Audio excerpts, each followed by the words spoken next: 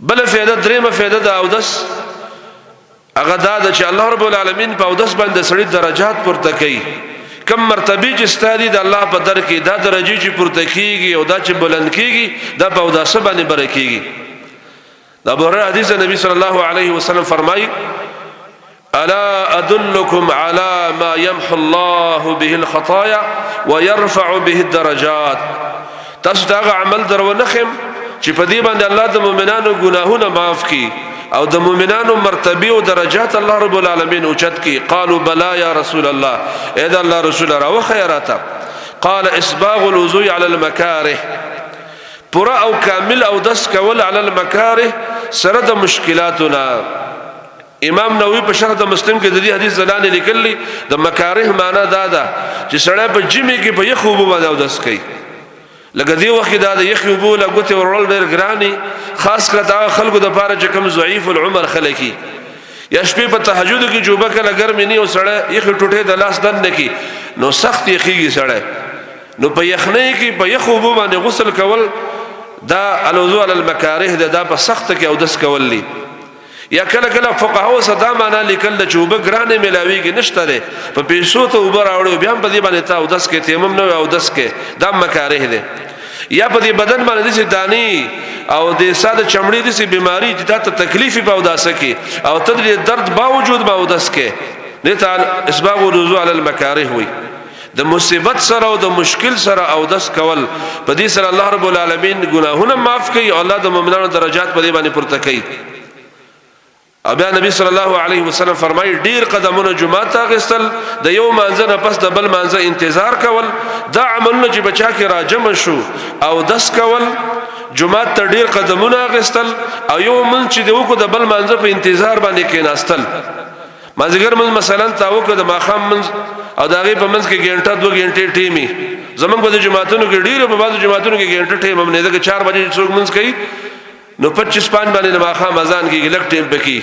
نو جمعات کې کې نزان له یو سپاره تلاوت وکا که کتاب د تیاد ځان له مطالعه او کتاب وګوره یو تفسیر په جمعات کې راواله تفسیر وګوره ذکر ځان له د ماخام چې کوم اذکار شروع کیږي هغه ماخامي اذکار د ماخام ته نږدې ټیم کې وکا نو دا ډېر خسته صفت د مسلمانانو کې پیدا شي. خو زمارو موږ کې دا عادت د جمعات کې تنګیږو موږ د جمعات نه بهر چې په دې کمرو موږ ډډې لګولې خو خوشاله یو په دې دکانونو کې چې خلک ناست یو د یو بل غیبتونه کې دي ته مخه خوشاله یو په یو ډیران کې د سړی ناس بدبو یې ډیران چلته دوړی میو غندونه می په هغه ځای کې مسلمانان خوشاله خو جمعات د ران نهسته دومره پریشان لکه مې چې سړی وچی ته وباسي دې سړی پریشانی. صحابه وی الله رسول فرمایلی و انتظار الصلاه بعد الصلاه د یو من دی وکړه د مسبخین د مازیګر مانځه په انتظار باندې جمعات کې کېناستي. فذالکم الرباط فذالکم الرباط فذالکم الرباط. د دې خبرې دومره اجر ده لکه سړی چې د مجاهدینو څوکیداری په سنگر کې د اسلامي ملک په بارډر د مجاهدینو خیمه او څوکۍ سړی کوي او د کافرانو مخې ته خیمه لګولي دومره اجر چې د کم مجاهد الته کېږي او دغه د څوکۍ دومره اجر ثابت دیږي کېږي چې او داس د مشقت سره ډېر قدمونه جمعات ته غستل او په جمعات کې د یو مانځه نه پس د بل مانځه په انتظار باندې کې ناسل ماخام من دی وګ جمعات کې استکینه او قران داوالو ډیر تلاوت وکړو کتاب د حدیث ځان سره راوړه د حدیثو کتاب ځان لو ګوره بهر چې زی غیبتونه بکې یا بشور کې یا پټو ته وځي یا بخړ ته وځي یا به د چا سره جګړه کې یا به غیبت کې یا به بل څه خبره کې نو مخصن منځ پر جمعات کې ناستل د مازیګر نه ورسته جمعاتونو کې ناستل د الله د نبی طریقه او زمارونو دا ځان له یو باب د خپل ځکه به بیان کو چې کله کله الله له دسه وخت ورکول چې سړی جدا ځکه ناستو ځان له ذکر اذکار کوي خپل تلاوت کوي دا طریقه د نبی صلی الله علیه وسلم وه دا د حدیثونو معلومیږي دا د سفیانو طریقه نه ده بلکې دا د کتاب سنت نه دا خبره معلومیږي. نو رباط دې ته ویل کېږي د یو منځنه د بل منځ پورې انتظار په جمعات کې کول. خو زمنګ دا زمانہ د سراغل له بیکاره زمانہ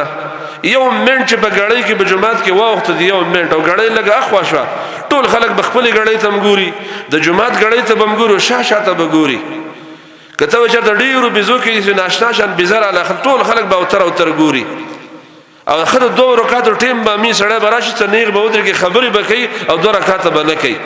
وقت بخبل ځای کوي اذا دخل احدكم المسجد فليركع ركعتين قبل ان يجلس. الله نبی فرمایلی چې جمعه تراله 2 رکعات نفل وکا. دا عادت زمنګ د ټولو کمزور دی. موږ جمعه تراشو 3-4 منټه پاتې خبرې کولې کې 2 رکعات نه کوو. دا کمزور عادت د زمنګ سره 2 رکعات کول شي. امام لم پکاره چې کوم ملګری به 2 رکعات ولاړو نو یو 2 منټه کا جمع ورسته شو هیڅ دنیا نه ورانی ګرونو په دې خبر ځان په یول پکار دی. په دې جنازو کې هم زده سي ملګرو ته ویم چې یو منټ 2 جنازه ورسته شو دا ملګری جمعه تر روان دي نږدې ملګری را ورسېدل دې ته وی په کتاب سنت کې وتعاونوا علی البر والتقوا د مسلمانانو سره تعاون کول دا د حدیث ته معلومیږي. د الله رسول بکله کله اول رکعت وګت کړي د پاره چې د عملګری جمع ته راورسیږي اول رکعت به وګداو. ما خپل منځ کې اکثر دا طریقه وا چې سر به اخکاره کو جمعه ته چې ملګری به ډیرو جمع به ودروله او چې ملګری به کمونو جمع به نه ودرول ملګرو لحاظ به کاو. ته بدانه چې دا مولا د مقتدیانو غلام دی. دا د حدیثونو دا خبره معلومیږي د خپل مقتدیانو لحاظ ساتل دا د حدیث ته معلومیږي.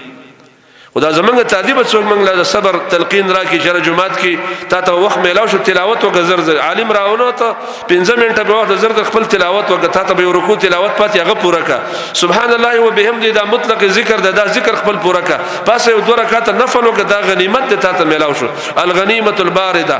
یخ او مزیدار غنیمت ته ته ټیم میلاو شو. خو منګه خلک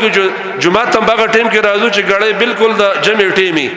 او بیا چې یو منټ د مولا لیټ شو یا یو منټ د یو ملګری رکعات وګت ک یا څو مسلمانان په نفل باندې ولاړو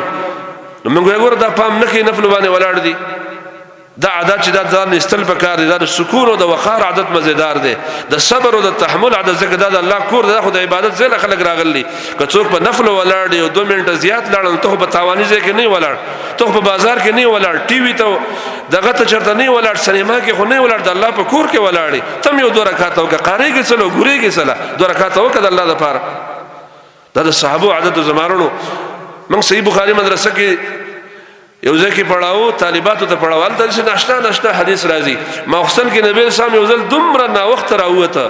چې ټول ماشومان چې جمعه ته کوم راغلو ټول ود شي او زنانم په جمعه کې ود شي. عمر رضی الله عنه تواضع کوي یا رسول نعم النساء والصبيان واړو د شي په جمعه کې بیا نبی سلام راوته یو ځل د سه موشش په محراب کې ودرېده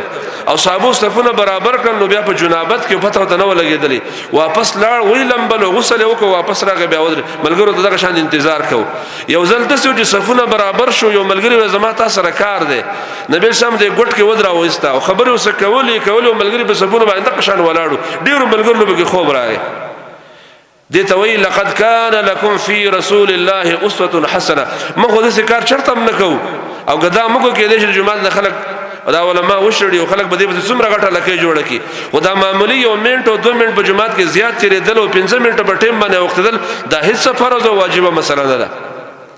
وانتظار الصلاه بعد الصلاه دا یدول پکار دي د جمع نه پس د بل جمع انتظار کول او بزان کې د صبر او د تحمل ماده پیدا کول د برداشت ماده پیدا کول او دا غنیمت ګڼل چې زره جمعه نه ګیر د دن نشم ز په عبادت کې یما نو ماته خو به موقع ملاو د عالم را نه کې په ټیم باندې نو زما موقع ز به رکوع تلاوت نور کولای شم.